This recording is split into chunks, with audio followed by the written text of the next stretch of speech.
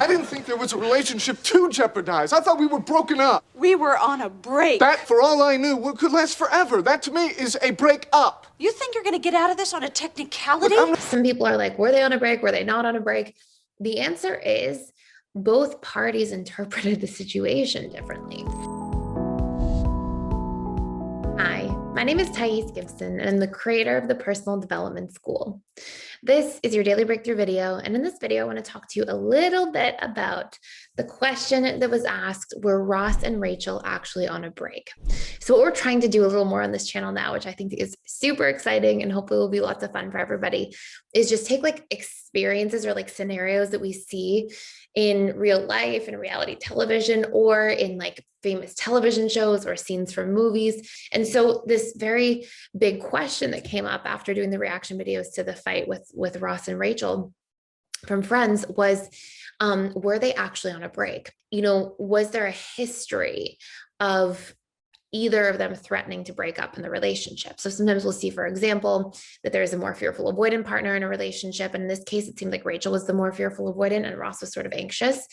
And sometimes the fearful avoidant will have this like history of threatening to break up, threatening to leave, but like both parties knowing it's not actually serious, especially if it's happened more commonly, that it's like something the person does in a fight.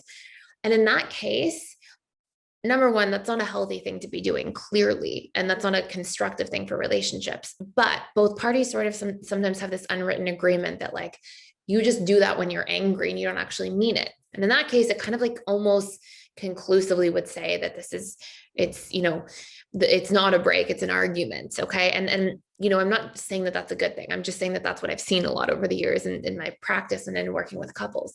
So that's sort of part one there. Now, the other part of this, which is interesting, is the answer was that there's not a history, that Rachel never threatened to break up before. And it seems like Ross really was hurt by the situation, was really upset.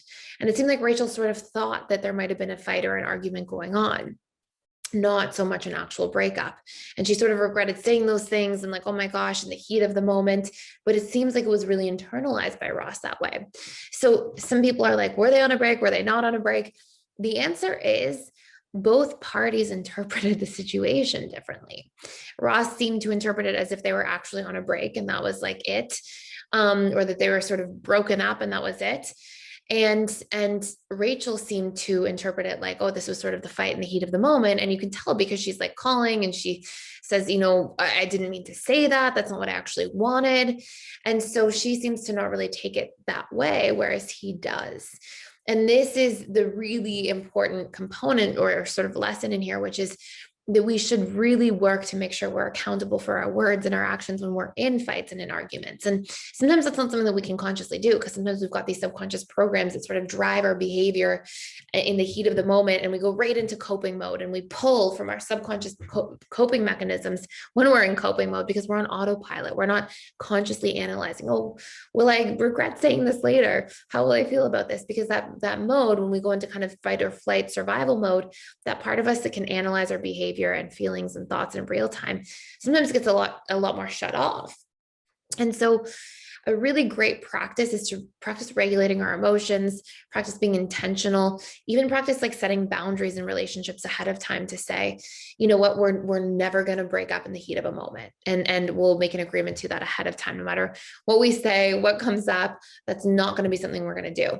And it's really important to practice, like, if we feel that we want to break up or we want to end a relationship, making sure that we're intentional about it, intentional about how we're going to do that, the words we're going to choose, you know, how we're going to communicate that. And so I think, you know, generally in the heat of the moment, if something like that happens, it's not usually with couples like a serious break, but it can also be representative of both parties sort of being at their breaking point as well. And it just sort of coming to a head in that experience or situation. So my final answer for this is that both parties interpreted the situation differently, which obviously impacted both parties' actions, Ross and how he copes, Rachel and how she copes in the situation. And I think it's really important that we are mindful and intentional about how we communicate going forward. So hopefully that makes sense. Share some shed some light on that topic or example.